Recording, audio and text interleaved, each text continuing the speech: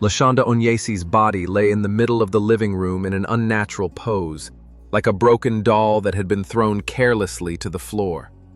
Blood from the deep wound in her neck had soaked into the worn carpet, turning its once bright pattern into a dark maroon stain. The woman's glass eyes stared unseeingly at the ceiling, a look of surprise on her face, as if she hadn't believed what was happening until the last second. Patrol Officer Reed pulled on latex gloves and carefully stepped over the shards of the broken desk lamp. "Who found it?" he asked, turning to his partner, who was talking to neighbors on the front porch. "Stepson," he replied, nodding toward the police car where a dark-skinned young man sat with his hands on his head. He said he came home from his part-time job and found her like this. Called 911 right away. Reed frowned, looking around the room. The overturned furniture, the scattered belongings, the pulled-out drawers, everything pointed to a robbery, but something about the picture seemed wrong, too, staged. "Call a detective," he finally said. "This isn't a simple robbery." Detective Taylor Bacco arrived on the scene 20 minutes after the call. Her short figure, draped in a navy blue suit, exuded a calm confidence. Her short cropped hair with graying at the temples and attentive brown eyes gave her the look of someone who had seen a lot, but had not lost her ability to empathize. "What do we have here?" she asked, putting on her booties before entering the house.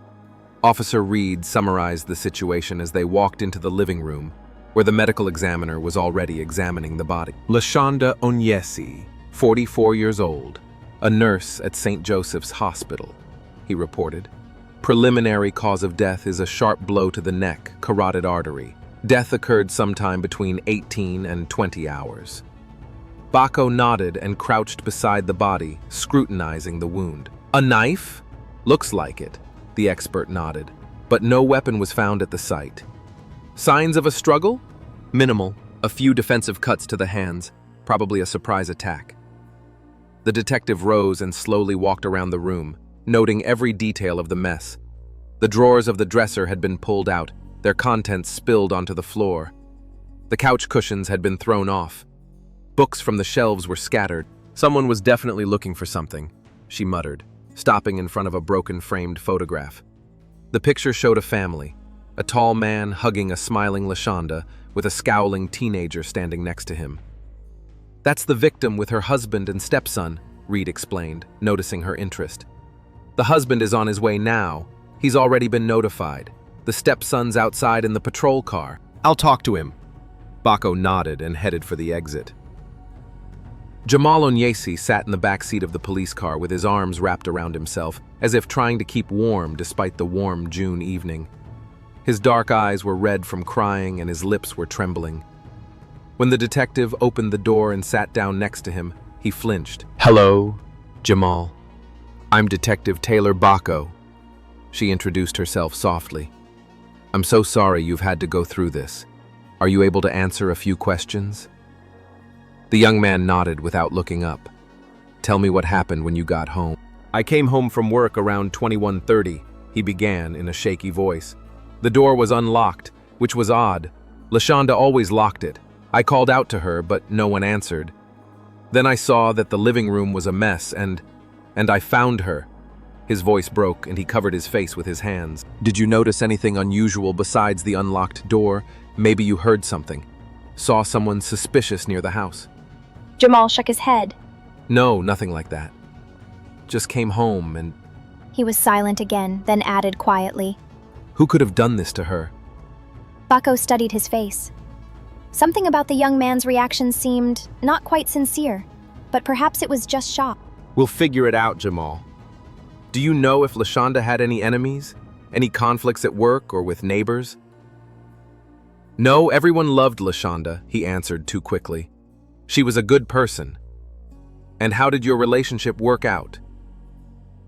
Jamal tensed, but quickly pulled himself together.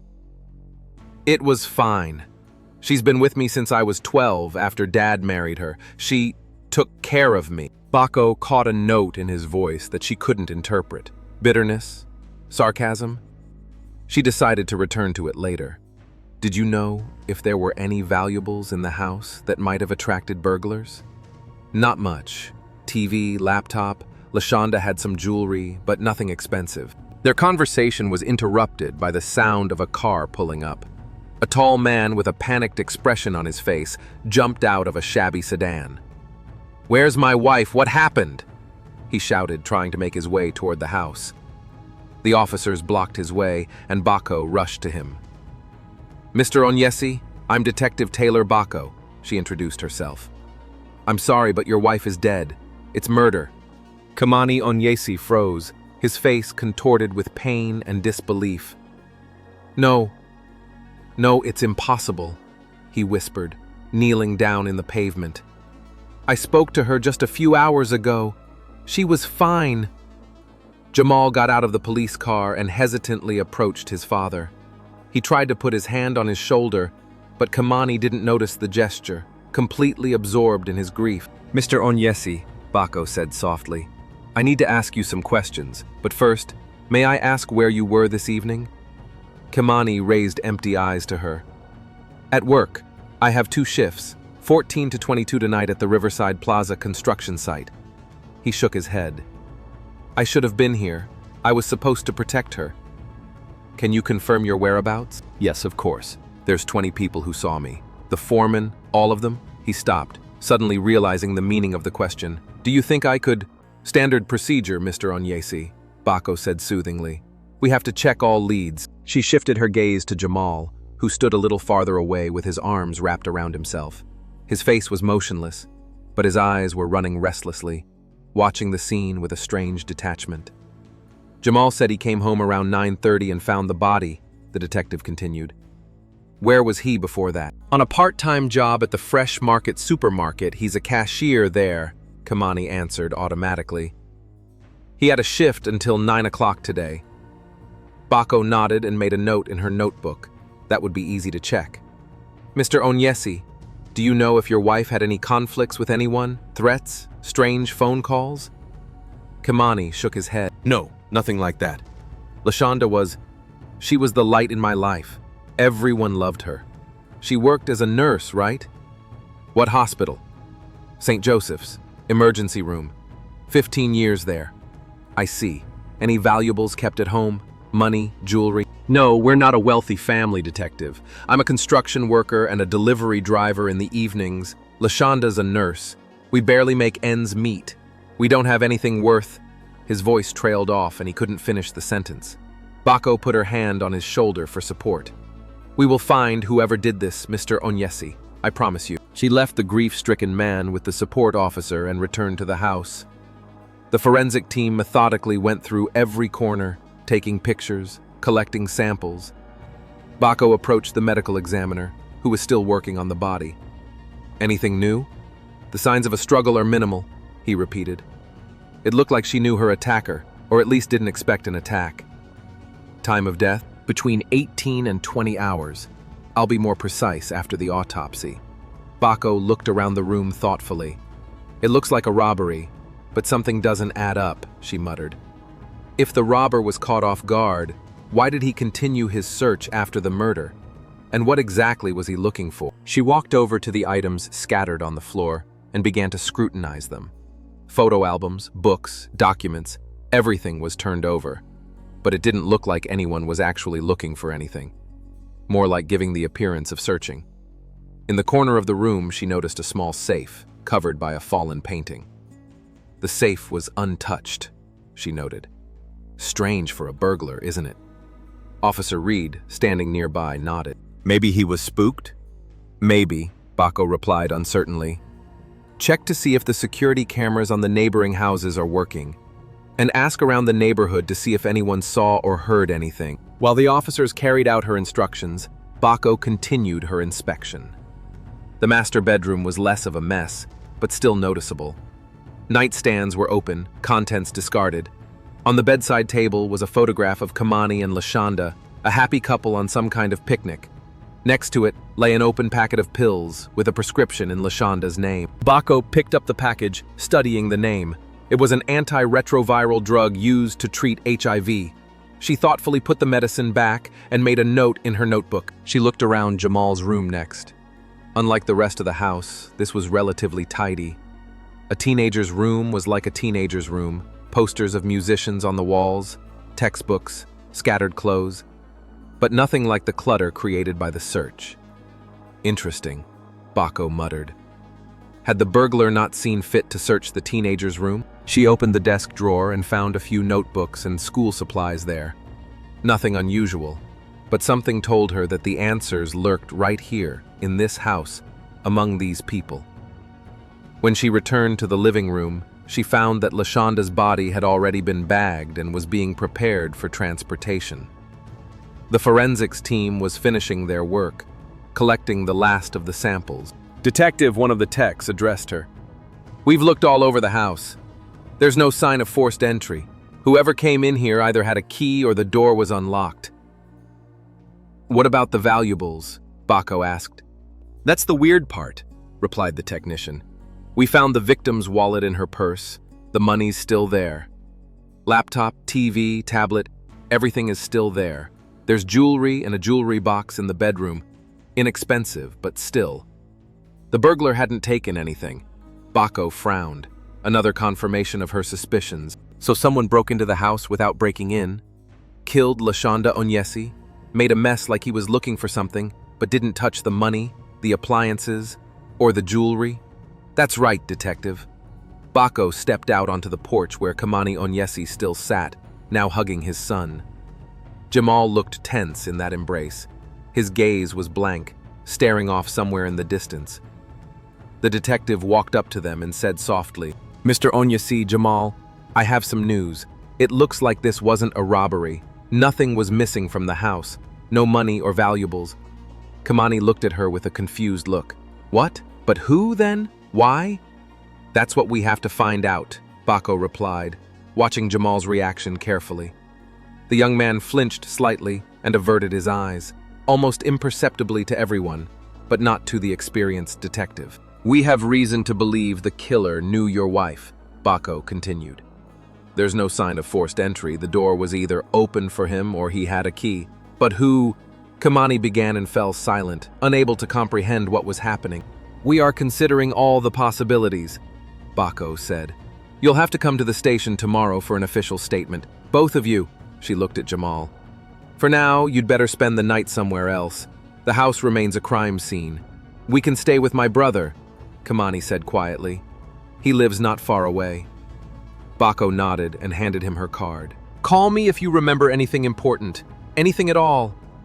She watched father and son walk slowly toward Kamani's car. Jamal looked back, and for a moment, their eyes met. In his gaze, Baco saw something she couldn't quite pinpoint: fear, guilt. But she was sure of one thing. This young man was hiding something.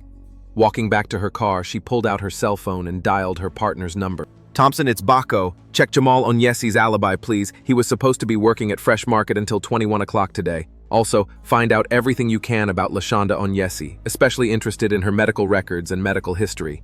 Looks like we got more than a murder disguised as a robbery. This is personal." The morning at the Meadow Lake police station began for Detective Taylor Baco with a cup of strong coffee and a stack of paperwork on her desk.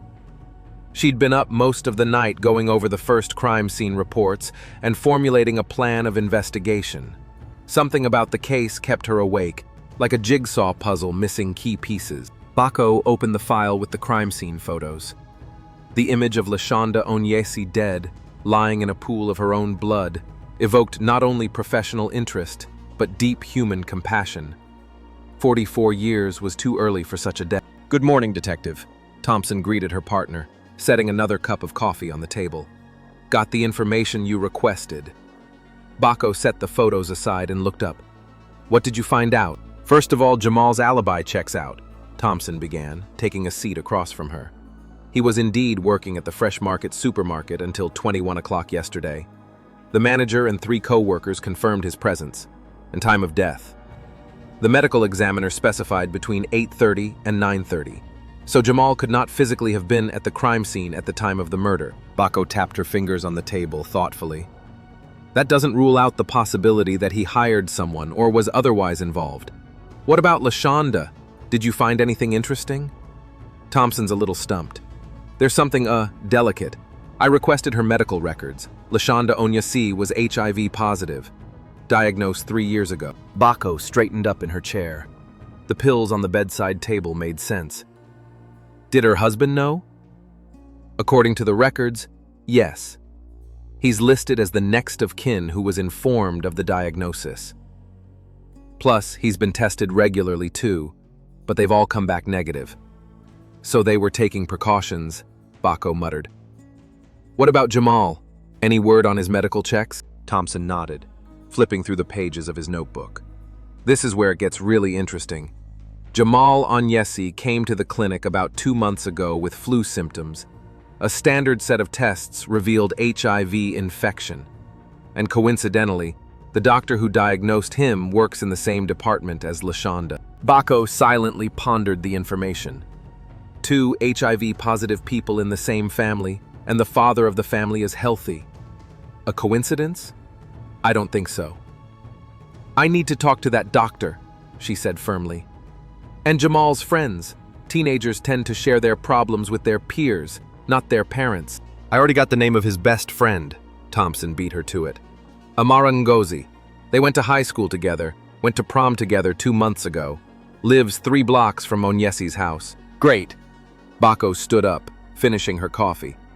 I'll talk to her first, then the doctor. In the meantime, look into the Onyesi family's financial situation. Debts, insurance, unusual transactions, anything that might give us a motive. It was a hot day even for June.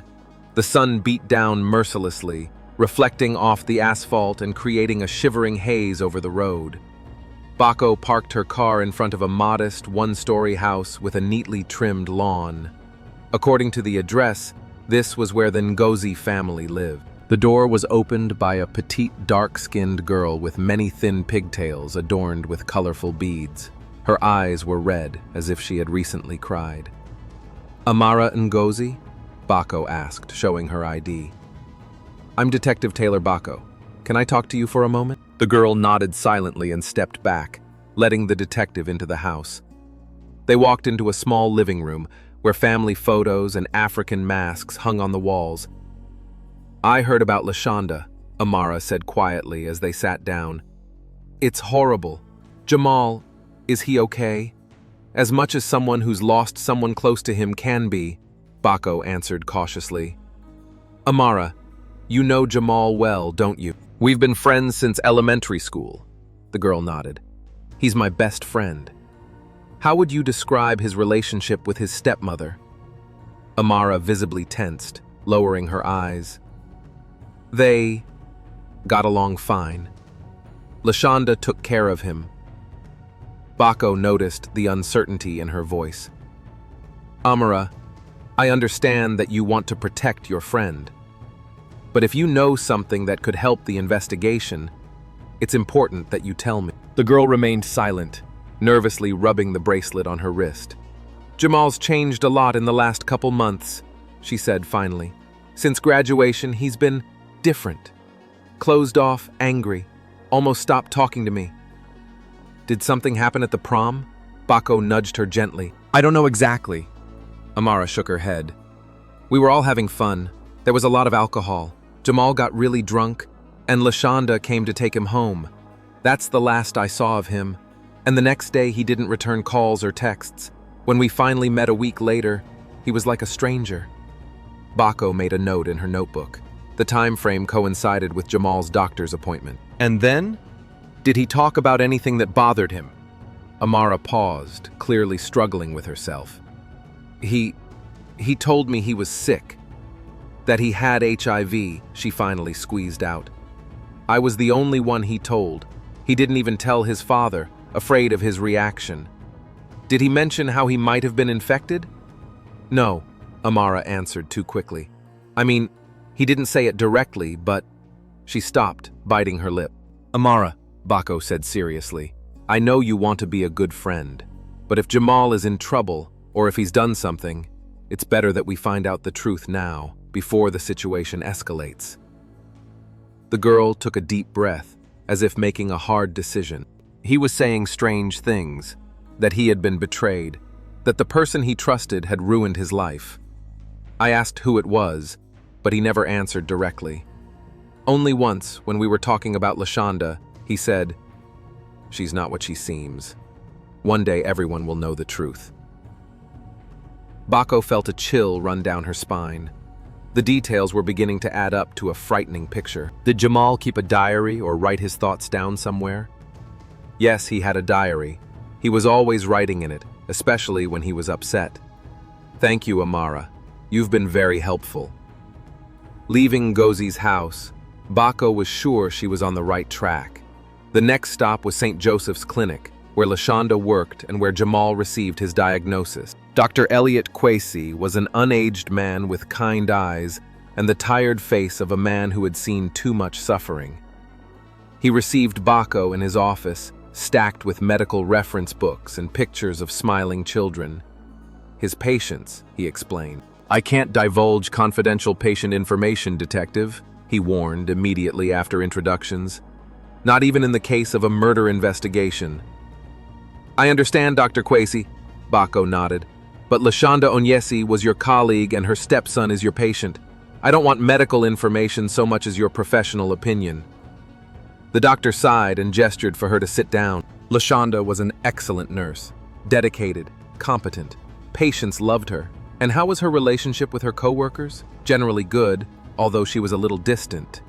Few people knew about her diagnosis. It was her own personal struggle. You diagnosed Jamal Onyesi 2 months ago, right? Bako asked cautiously. The doctor tensed. I cannot comment on the condition of specific patients. I see. Then let me ask hypothetically. If a mother had HIV and then her son was diagnosed with the same, what would be the modes of transmission?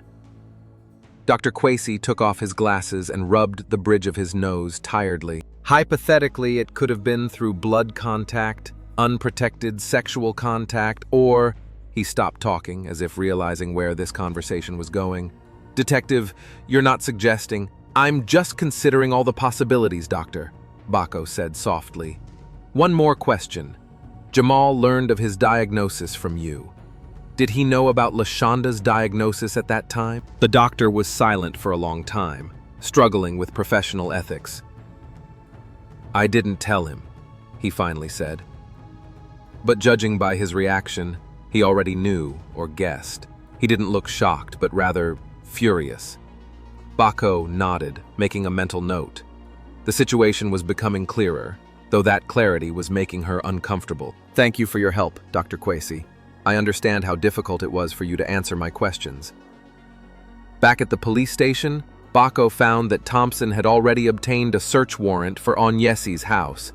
The judge signed it, given the seriousness of the charges, he explained. We can go right now. Kamani Onyesi was not happy about their arrival, but he did not argue. He looked exhausted, his eyes red from sleep and his face gaunt. Jamal's not home, he said. He'd gone to a friend's house, couldn't be here after everything. I need to talk to you, Mr. Onyesi, Bako said, as Thompson and 2 other officers began their search. Alone, if possible. They settled in the kitchen. Bako noted the cleanliness and order, nothing to remind her of the tragedy that had occurred only a day ago in the next room. Mr. Onyesi, she began bluntly, I know about your wife's diagnosis and Jamal's diagnosis. Kamani flinched, his eyes widening in surprise. What, Jamal? What are you talking about? You didn't know? Now it was Bako's turn to be surprised. Jamal had tested positive for HIV 2 months ago. Kamani turned pale. His hands began to tremble. That's impossible. He would have told me. I would have noticed. When did you find out about Lashonda's diagnosis? 3 years ago, he answered, automatically, still trying to comprehend the news about his son. We started treatment right away, took every precaution. I was tested regularly, always negative. How could Jamal? That's what we're trying to find out, Bako said softly. Mr. Onyesi, how would you describe the relationship between Jamal and Lashonda in recent months? Kamani rubbed his face with his hands as if trying to wipe away fatigue. Tense, he admitted. But I thought it was just teenage rebellion. Jamal was always a difficult child, especially after his mother died. When I married Lashonda, he was only 12. He never fully accepted her as a mother, but they got along. And in recent months, he hardly spoke to her, avoided her. I thought it would pass. Have you noticed anything unusual since prom night? Changes in Jamal's behavior? Kamani frowned, thinking back. Yeah, I guess. He became more withdrawn, irritable. I chalked it up to college stress. LaShonda picked him up from the prom. He got drunk there, and someone called her. She brought him home. He stopped talking, suddenly remembering something. The next day, he seemed strange. Not just hungover, but something else. He refused to talk, locked himself in his room. I thought he was ashamed of his behavior at the party. LaShonda didn't say anything about that night? Just that Jamal got really drunk and she had to carry him into the house. She was upset, but not angry, said all teenagers go through that. Thompson entered the kitchen at that moment, holding a small, shabby, leather-bound notebook. Detective, I think you should see this, he said, holding it out to Bako. Jamal's diary. We found it under the mattress in his room. Bako took the diary, feeling heavy with the realization that she was about to touch something deeply personal and possibly painful. I need to read this, Mr. Onyesi, she said softly to Kamani. It might have something to do with the murder. Kamani nodded silently, his face a mixture of fear and humility. Bako opened the diary at the last entries. Jamal's handwriting was nervous, and in places the pages were stained with ink, as if he had written in great agitation. I hate her. I hate her for what she did to me. She ruined my life, and now I'll never be the same. How could she? I trusted her.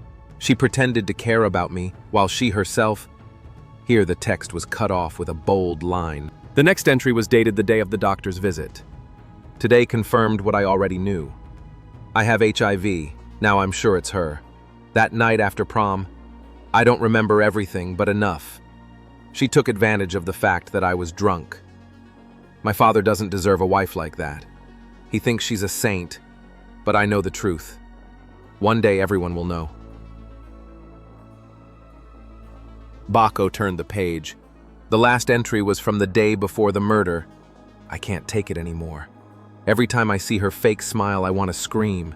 She walks around the house like nothing happened, taking her pills, cooking our meals, as if she hadn't ruined my life. Dad works his ass off to provide for us, and I gotta do something. I have to protect my dad before it's too late. I've got it all figured out. No one will know. Bako slowly closed a journal, feeling a heaviness in her chest. Now the picture was beginning to take shape. A terrible, tragic picture. Mr. Onyesi, she said, looking at the grief-stricken man. I'm sorry, but we have reason to believe that something serious happened between Jamal and LaShonda the night after prom. Something that could have led to Jamal's infection. Kamani turned even paler, horrified to realize the implication of her words. You can't assume that LaShonda, that she and Jamal, no, that's impossible. We're not jumping to conclusions, Bako said carefully. But we need to talk to Jamal as soon as possible. Where can he be? He said he'd be at Amara's, Kamani muttered, still in shock. At that moment, Thompson entered the kitchen again, this time with a small black device in his hand. Detective, we found this in the air vent in the living room, he said, showing the find. It's a miniature surveillance camera, and it appears to have been installed recently. Bako took the device, scrutinizing it closely. It was a modern camera with the ability to access it remotely via the internet. See if there are similar devices in the other rooms, she ordered, and find out where the data was recorded. Thompson nodded and left. Bako turned to Kamani, who looked completely lost. Mr. Onyesi, did you install CCTV cameras in the house? No. He shook his head. Never. Why would I have? And LaShonda? I don't think so. She never mentioned it. Bako twirled the camera in her hands thoughtfully. If it hadn't been installed by Kimani or LaShonda, there was only one possibility. Detective? Thompson called out from the living room. There's another one here. Bako went quickly into the living room, where Thompson showed her a second camera, cleverly hidden in the shade of a table lamp, the same one that had been broken the night of the murder. I think we can find the others, he said. Someone really wanted to keep tabs on what was going on in this house. Or to record something specific, Bako said thoughtfully. Where is the data storage device? One of the officers looking around Jamal's room called out to them, "Here, in the desk drawer, under the textbooks." Bako and Thompson walked quickly into Jamal's room. On the desk was a small black hard drive with a USB connection. "That's it," Bako nodded. "Secure it as evidence and send it to the tech department. I need to know what's on those tapes as soon as possible." She turned to Kamani, who stood in the doorway of her son's room, stunned by all that was happening. "Mr. Onyesi, we need to find Jamal. Now." The Meadow Lake Police Department's technical division worked through the night, recovering and analyzing the footage from the cameras found in Onyesi's house. By morning, Detective Bako was already sitting in a darkened room, reviewing the results of their work. The screen flashed black and white footage of the living room of the house. Lashonda Onyesi walked past the camera, unaware that her every movement was being recorded. Bako rewound the footage, stopping only when Lashonda and Jamal appeared together. Here they were in the kitchen, Lashonda cooking dinner, Jamal sitting at the table with a textbook. No contact, no conversation. It's like there's a wall between them. "Rewind to the last week before the murder," Bako asked the technician running the playback. New footage of Jamal and Lashonda in the living room. She says something to him. He looks away. Her face expresses a mixture of annoyance and concern. She takes a step toward him, puts her hand on his shoulder. Jamal abruptly drops her hand and yells something. Unfortunately, there was no sound on the recording. "Can we zoom in and focus on their faces?" Bako asked. The technician complied with the request. Jamal's furious face was now clearly visible, as was Lashonda's frightened face. "Maybe he's threatening her," suggested Thompson, standing behind Bako. That was 3 days before the murder. Bako nodded thoughtfully, making notes. As they rewound the tape, they saw several more of these conflicts, each growing more tense. "Here's the footage from the night of the murder," the technician said, opening a new file. The footage showed an empty living room. The clock on the wall read 18:20. A few minutes later, Lashonda entered the room holding a stack of washed laundry. She started to fold it on the couch when her cell phone rang. The woman answered it, spoke briefly, and headed for the front door. "Who is she opening for?" Bako asked tensely. The answer came a few seconds later when a tall man in work clothes appeared in the frame. "That's not Jamal," Thompson said, disappointed. "Too tall, different build." "It's a plumber," the technician suddenly realized, zooming in. "See the logo on the jacket? Baker & Sons Plumbing." Lashonda let the plumber in and pointed something in the direction of the bathroom, which was out of the camera's view. She then returned to the living room and continued folding laundry. The clock showed 18:32. At 19:01, the plumber came out of the bathroom, said something to Lashonda. She nodded and pulled out her wallet. After paying, the man left. Lashonda closed the door behind him and went back into the living room. She grabbed a book from the shelf and sat down on the couch. At 19:12 on the tape, there was movement at the front door. Lashonda looked up, but didn't look concerned. She put the book aside and stood up, heading for the door, which was out of the camera's view. The next shots made everyone in the room hold their breath. Lashonda came back into the living room, stumbling backwards, her face expressing a mixture of surprise and fear. She was followed by a figure in a dark hooded sweatshirt pulled over his face and wearing medical gloves. "That's not Jamal," Thompson said again. "He's too tall." "Or someone who wants to appear taller," Bako said thoughtfully. "Continue." The recording showed Lashonda saying something to the unknown figure, her hands raised in a protective gesture. The figure made a sudden movement, and something metallic glinted in its hand. Lashonda tried to defend herself, but her attacker was faster.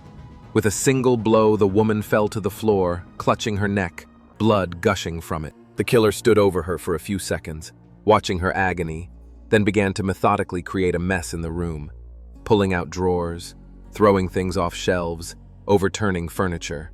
This went on for about 10 minutes, after which the figure disappeared from the frame. The time of the murder was 19:15, Bako noted.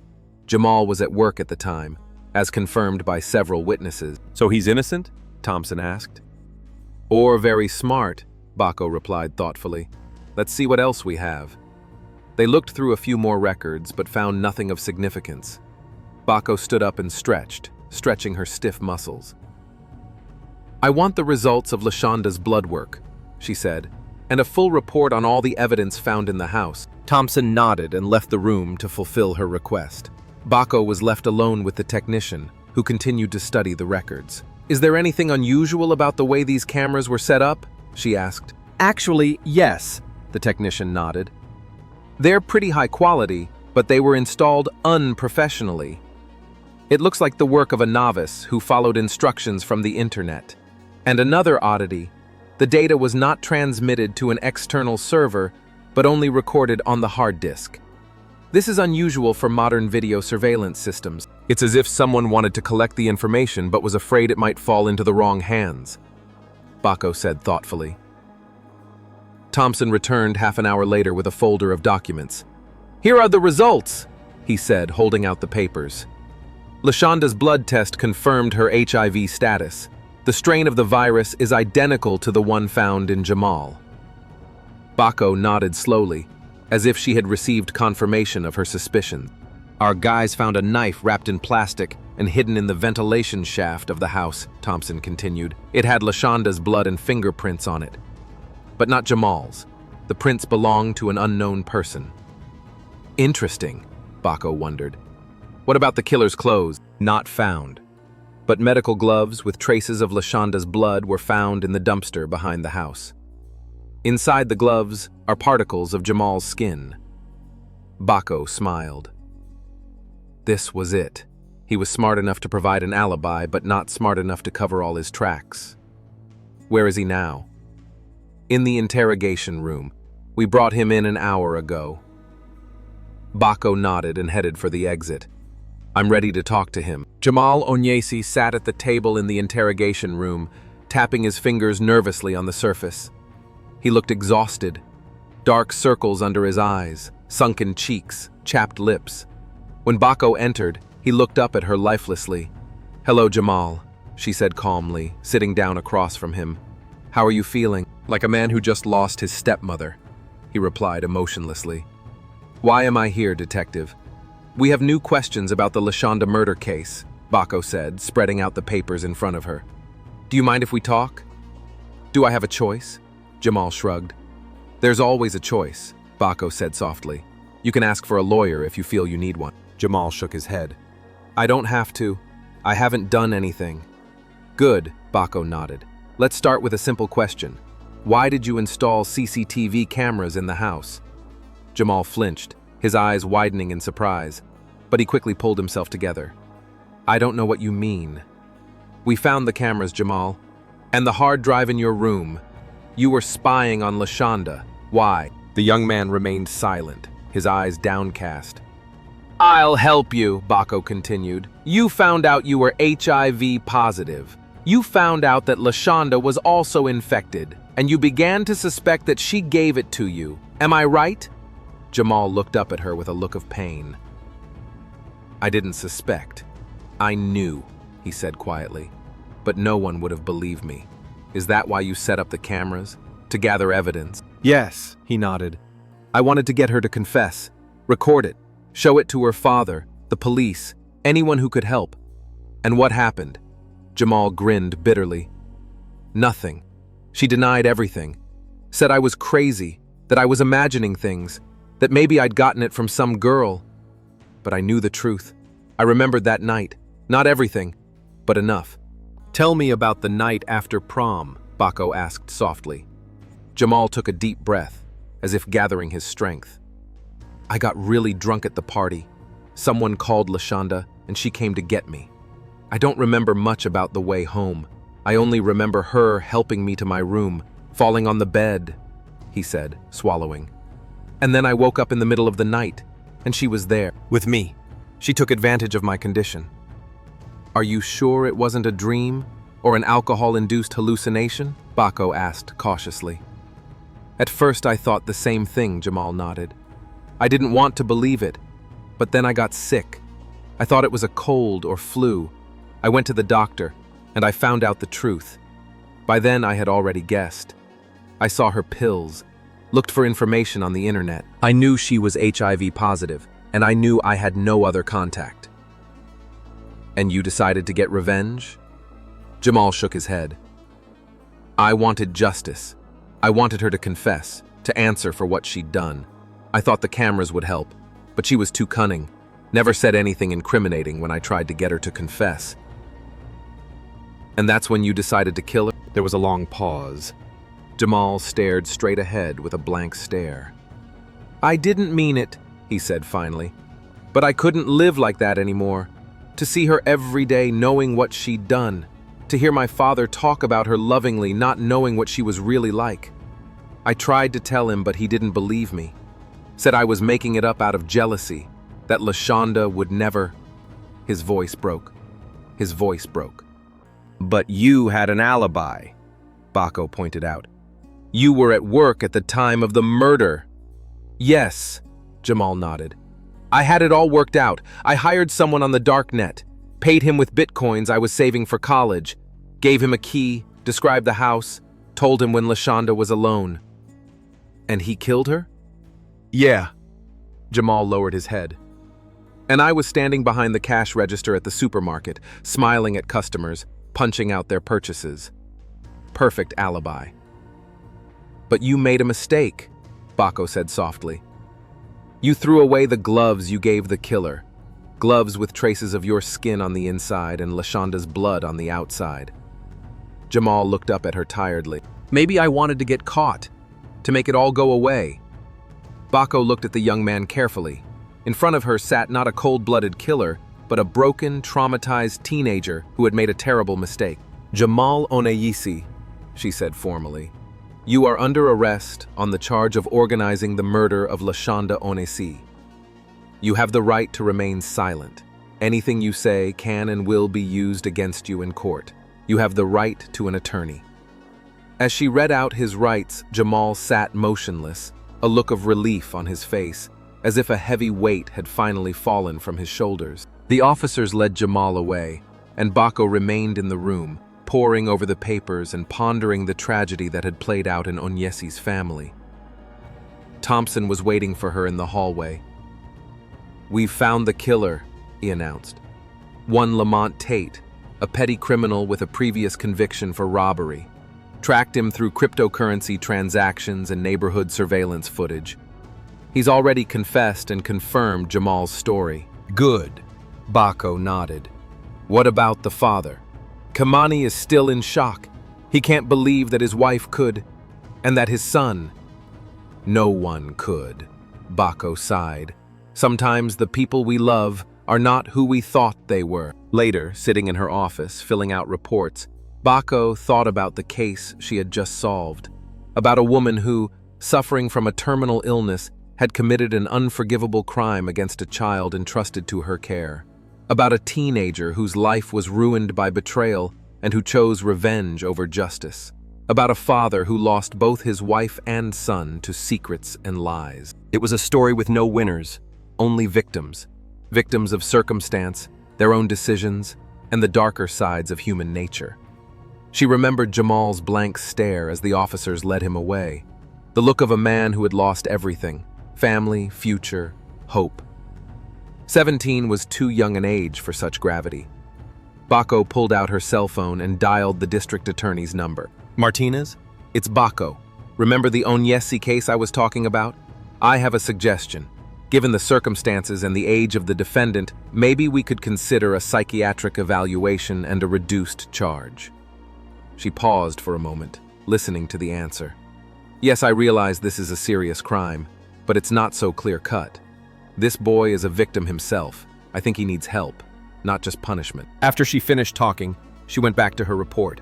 Justice must be done, but sometimes justice requires compassion, especially when it comes to those who have already paid an exorbitant price for the mistakes of others. As she was about to leave for home, Baco took another look at the surveillance file.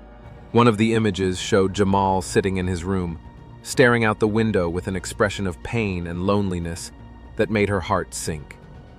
She closed the file and shut down the computer. In detective work, it's important to remain objective, but sometimes it's impossible not to empathize with those involved in a tragedy, especially when victims and perpetrators switch places, and the truth turns out to be more complicated than initially thought. As Bako walked out of the police headquarters on a warm summer evening, she thought about how some crimes are born out of pain, not malice. And sometimes the hardest part of her job isn't finding the guilty party, but figuring out how justice can be combined with mercy in a world where there are no easy answers or pure truths.